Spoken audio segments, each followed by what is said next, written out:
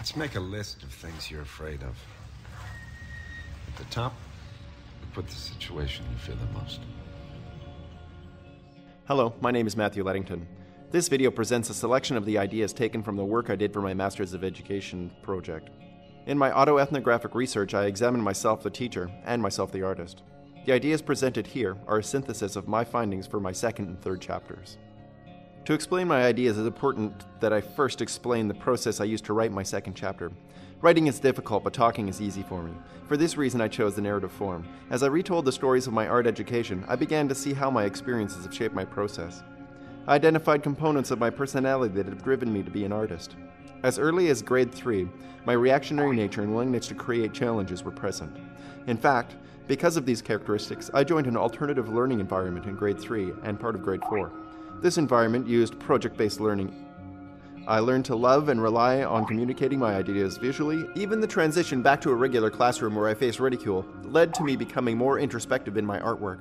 Often I would draw to entertain myself and express ideas. In high school, I sought refuge in the art room. I learned to experiment with materials, manipulating shapes and learning to love positive and negative relationships in my work. My images became second to the media. Image was only a means to an end.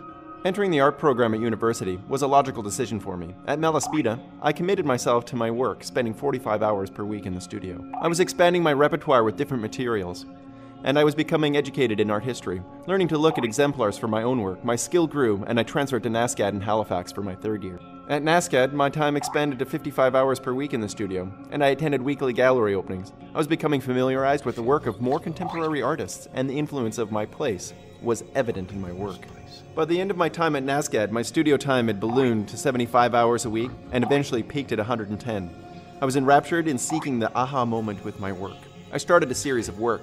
I was asking and solving questions and showing relationships between disconnected things visually.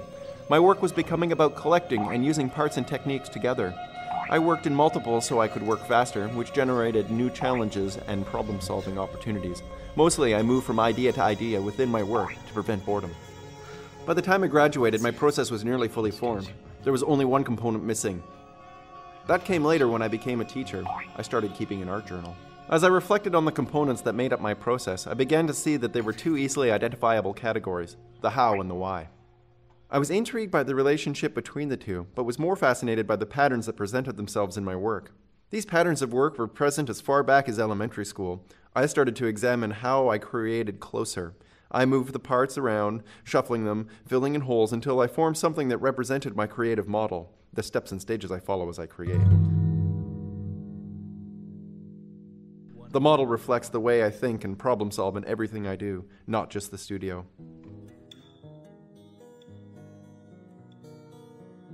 Arriving at UVic for the summer, I had my creative model constructed and knew that my third chapter needed to be a synthesis of my two halves, artist and teacher. This was the question as I entered the studio. I wanted the document to represent both parts of me. To do this, I photo-documented myself in the studio. This became a film strip within the document.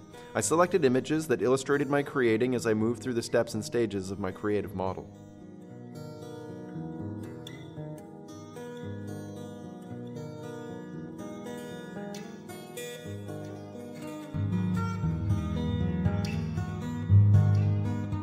I added annotations that functioned as a narration does, explaining what the images are showing and providing insight into my thoughts.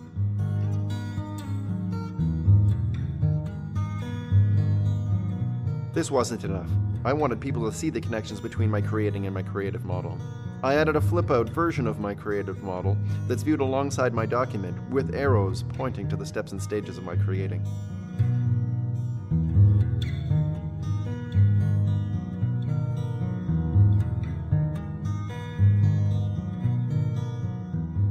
The synthesis between artist and teacher comes in the green boxes that overlay the film strip in my document. Within these green boxes, I use my teacher voice to analyze the creating that is going on in the studio.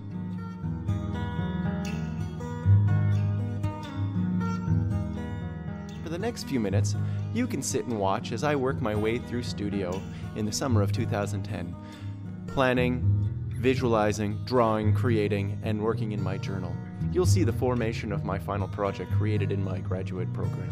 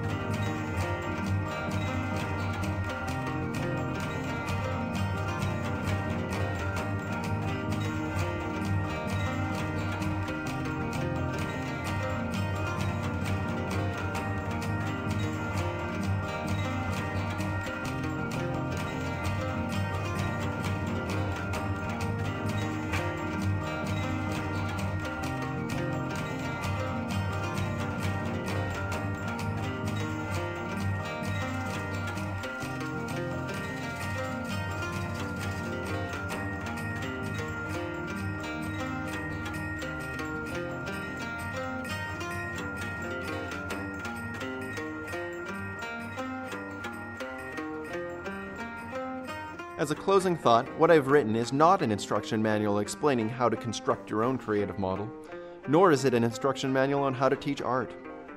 What I provide is one example that shows a teacher how they can benefit from examining their own model. I have created an interesting document that offers multiple ways of reading.